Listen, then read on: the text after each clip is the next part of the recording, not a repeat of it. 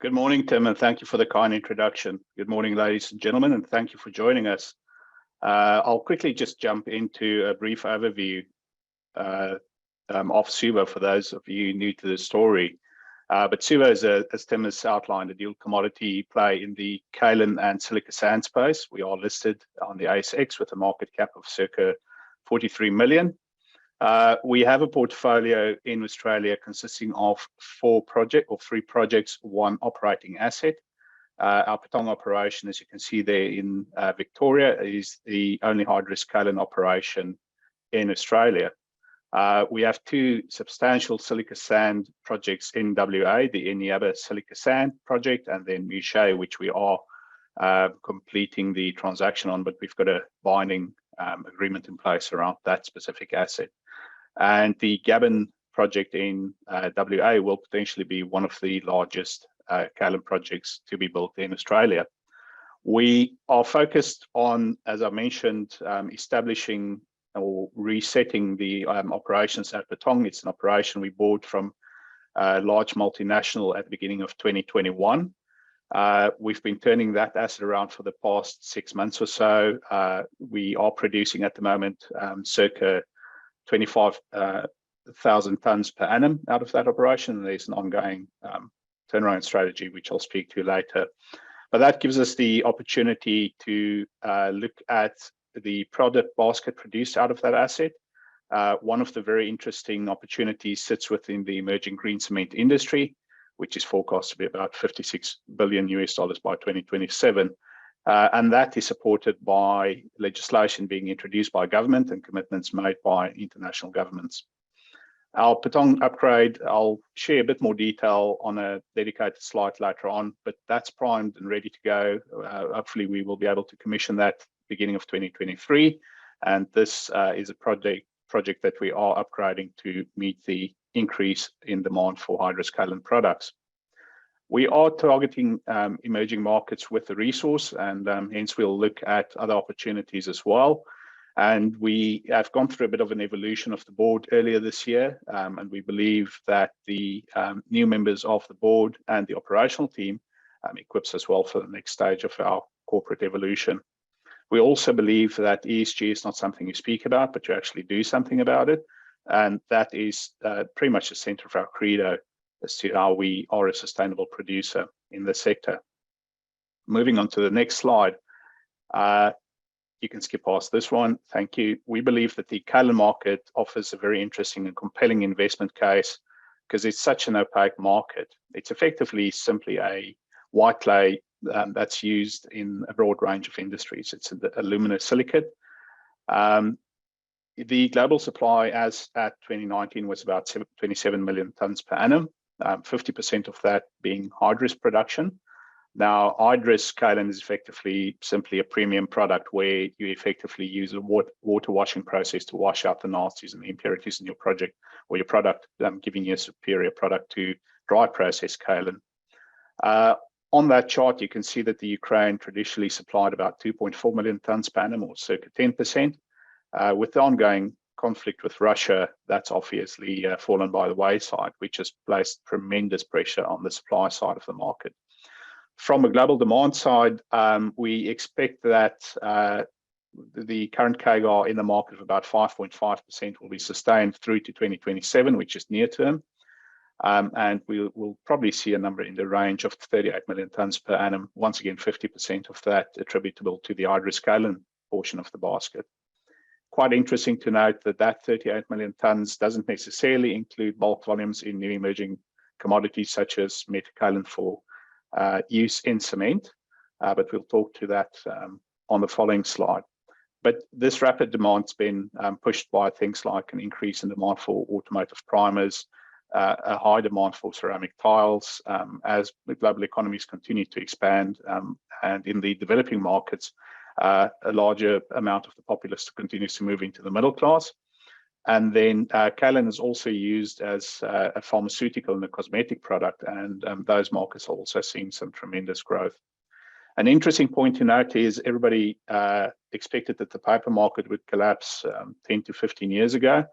With the resurgence of e-commerce during COVID specifically, we've seen a tremendous increase in the paper packaging side of things, which creates further demand for kaolin specifically in the high-end coating sector of the basket, which is quite exciting for us.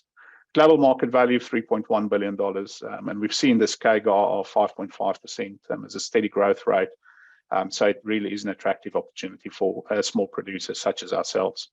If we can move on to the next slide, we've spoken about this before, but we see the cement sector as a very interesting sector to challenge and to potentially consider for adapting new technologies and products to address the emissions from the sector. The sector, as I've presented various occasions, contributes to about 8% of annual global emissions. Not my numbers, those numbers were compiled by international bodies and confirmed by Rethinking Cement Beyond Zero Emissions earlier this year. And we've got a 2030 target where we effectively have to, from a government perspective, reduce our greenhouse gas emissions between 26 and 28% below the 2005 levels. Now, there's a couple of fronts you can try to tackle that, but I question whether or not we'll be able to exchange the current vehicle fleet with EVs. And I also wonder how long it will take us to get the infrastructure to support that transformation. The second part is it's interesting to say that we can replace all of our emission-producing energy sources, but once again, I just wonder how easy it would be to rapidly change over to renewables to push all of those old systems out of the market within this time frame. But I think the important takeaway is that both industry and government is supporting a rapid reduction in emissions from our economy, our industry, and I think the cement space is certainly an interesting space to contribute to this agenda. The product that we will be producing to feed into this market's metakaolin, it's effectively a flash calcined or dehydroxylated kaolin. We have seen prices in the market for this product ranging between $530 US to $840 US per ton. Currently, there's no onshore production, so we will be the first one out of the blocks to potentially produce this. In order to do so, we've entered into a materials transfer agreement with probably some of the smartest people in the sector, in the space, and they are at Calyx, also an Australian listed entity, and we have commenced work with them to test some of our product for suitability. We've tested product, or the previous owner of Betong tested product in 2014 for suitability, and those test results were very encouraging for suitability in this application. We've also tested some product from our Gabbin project in WA with FL Schmidt, a well-regarded, well-known international company who's also a market leader in the space, and the feedback there was absolutely phenomenal, and our product is potentially on par with the best in market. We haven't tackled this journey on our own, and hence we are working with industry partners, development partners and industry bodies to ensure that we do develop these products in a responsible and considered manner. If we can move to the next slide. Thank you. Betong is an interesting operation. We've picked this up in the past 18 months, and it allows us to do a couple of very interesting things. We moved from that explorer developer stage to an operator, and we've been able to do so fairly rapidly. And with the existing turnaround, we definitely are securing a very interesting foothold in the sector where we will be producing more meaningful tons within the near future. As I've mentioned a couple of times, we are the only Australian producer of hydrous kaolin, which puts us ahead of the pack and our peers. And we have infrastructure, SOPs, and products that's been developed over the course of 50 years. So we have that deep embedded operational excellence and operational experience to be the preeminent provider of this product in the market. At Betong, we have 3 satellite pits, Betong, Trawalla, and Lalal, with a combined indicated JORC resource of circa 13 million tonne per annum. And that gives us a multi-decade life of mine at the operations. As I've mentioned, we are busy with the optimization and upgrade of that plant with circa 2.3 million left to spend on that project. and we anticipate that this will be completed by Q1 2023. And once again, I'm quite excited about the fact that we are fully funded to complete that development and that upgrade. This will reinstate nameplate capacity of about 60,000 tonne per annum, and we've worked with a number of parties to validate that number, and that will allow us to produce circa 50,000 tonne per annum at approximately 83–84% utilisation rates. All the work that the team's been doing over the past 6 months also allowed us to start putting out production forecasts into the market and production guidance.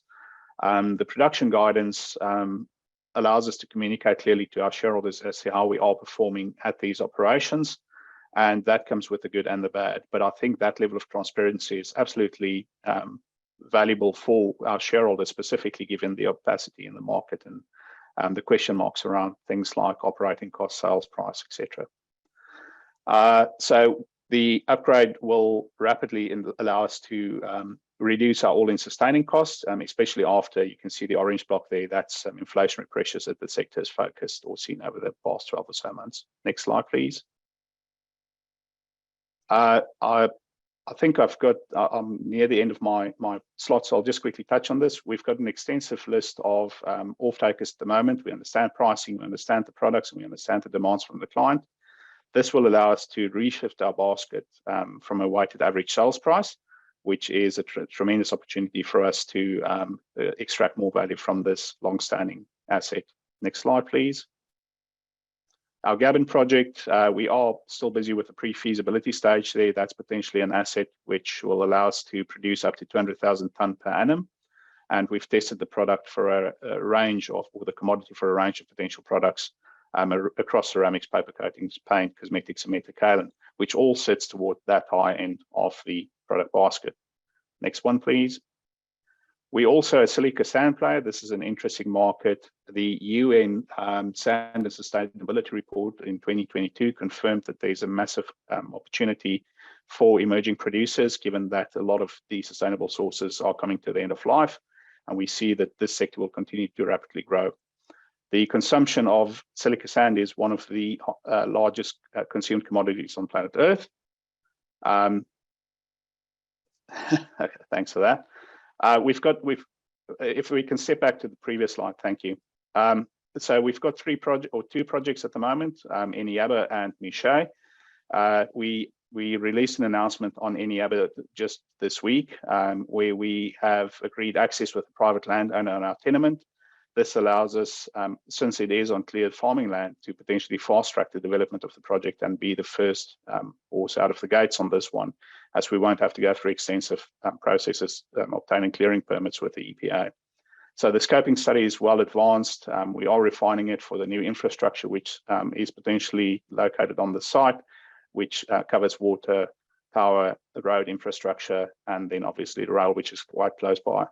We located 165 kilometers from Geraldton Port, so we will be advancing discussions with that portion of our export value chain or supply chain as well in due course. But our development work, our drilling work will start within the next quarter, and that will enable us to potentially be prepared to be the first producer of meaningful volumes of silica sand in WA.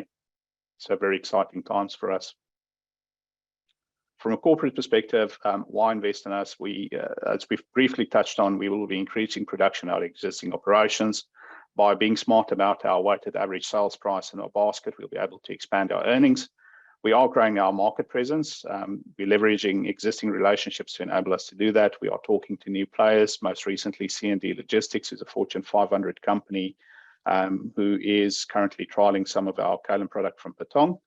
And we believe that the cumulative effect of this will be substantial growth in shareholder value created. Next slide, please. Just a couple of examples of how we live ESG, but we are effectively looking at how to reduce our Scope 1, Scope 2 emissions. We are working on reducing our water energy intensity. We are engaging the community to ensure that local employment opportunities are created in Ballarat region, and we will also do that for our WA assets. And we are certainly looking at how we can extract more value from our tailings facilities over at our Patong operations. Just a quick snapshot of our board, most notably Dr. Ian Wilson, who was actually one of the exploration geologists that started the drilling campaign at our Patong operation. So very pleased to have his wisdom and knowledge on board to guide us. And just ramping up, we closed the share price of about 7.5 cents towards the end of last week. So unfortunately, it's come off a little bit given the market turbulence this week. But we do believe that our focus on developing these critical and scarce resources will continue to be put us in that position where we are the preferred industrial mineral player in this space. We are targeting a first quartile from a basic perspective, and we are focused on creating value through focusing on not only implementing ESG as a guideline, but also extracting real value from that by being efficient in how we operate. Tim, that's it. Thank you so much. Thanks, Henk. Unfortunately, we have no time for questions, and there are a few questions there. If you don't mind typing in your answers, there's questions there in regards to the green concrete additive, the types of kaolin, and some more questions around kaolin pricing, if you don't mind. Happy to do so. Thank you, Tim. Great. Thanks, Henk.